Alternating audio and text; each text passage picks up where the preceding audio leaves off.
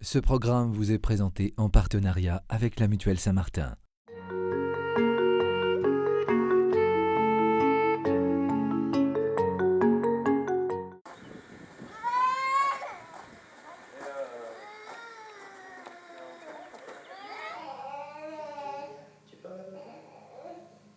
On peut dire que Mathéo, 4 mois, est un miraculé.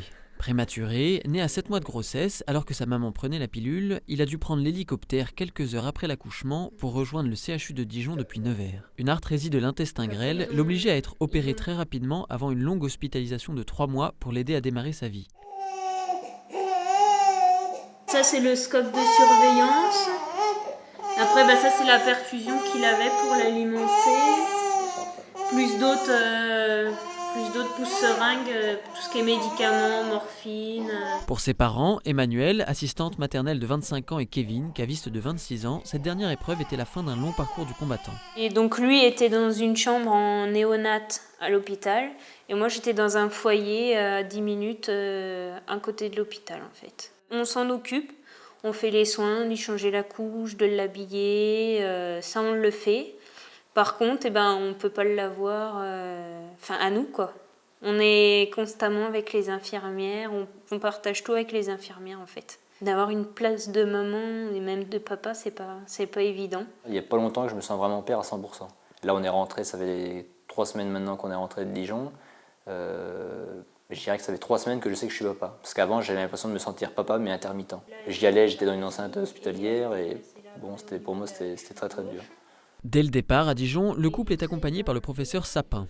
Lorsqu'on découvre une anomalie, aboutit à plusieurs possibilités. Donc c'est soit d'accompagner pour suivre l'évolution, qui peut se faire dans le bon sens aussi, ça faut en prendre conscience, spontanément, simplement par un accompagnement. Il y a par ailleurs, dans certaines autres situations, des possibilités thérapeutiques avant la naissance, ne serait-ce que de faire accoucher l'enfant où il y a les personnels plus spécialisés pour l'accueillir et qui vont donc ne pas faire d'erreur au départ, parce que c'est toujours des choses difficiles et spécialisées.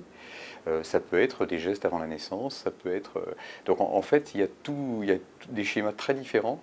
Il faut savoir en même temps ouvrir un petit peu cette réalité aux parents, c'est-à-dire en fait qu'ils conçoivent qu'il y a des choses qui sont certaines, d'autres qui ne le sont pas.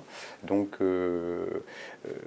c'est les préparer sans les affoler trop et puis les écouter. Je crois qu'il faut arriver à les écouter à certains moments, demander comment ils perçoivent les choses. Un soutien bien utile pour aider les parents à créer un lien avec l'enfant, même si la grossesse ne se passe pas tout à fait comme prévu. Ça fait déjà 5 mois qu'il est dans le ventre, on le sent, on le voit en image sur les échographies.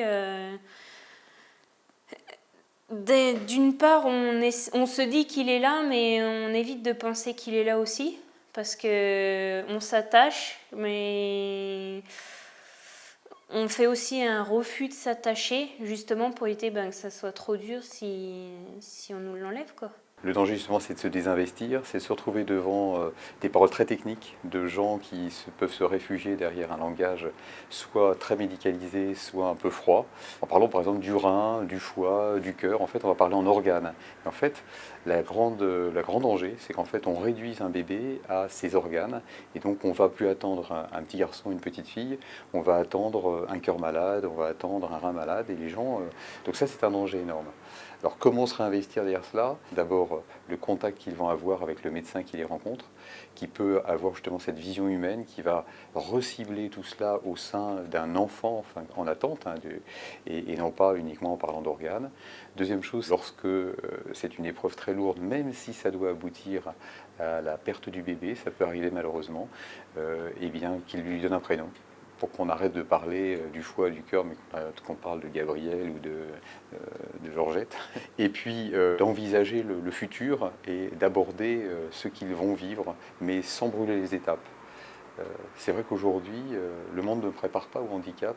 La société française en particulier, elle a des grands mots, des grands plans gouvernementaux, etc.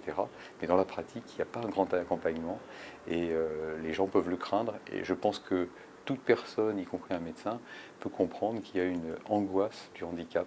Elle existe chaque fois. On est plus heureux d'avoir un bébé qui n'a pas de problème qu'un bébé qui a des problèmes, c'est certain. Puis donc là, c'est la petite cicatrice de l'ostomie. Voilà. Mais cette meilleure connaissance de l'état de santé du bébé in utero met souvent les parents devant des choix délicats. Pour Emmanuel et Kevin, quand un premier diagnostic suspecte une mucoviscidose, l'inquiétude les envahit. Se pose alors pour eux la question de l'interruption de la grossesse.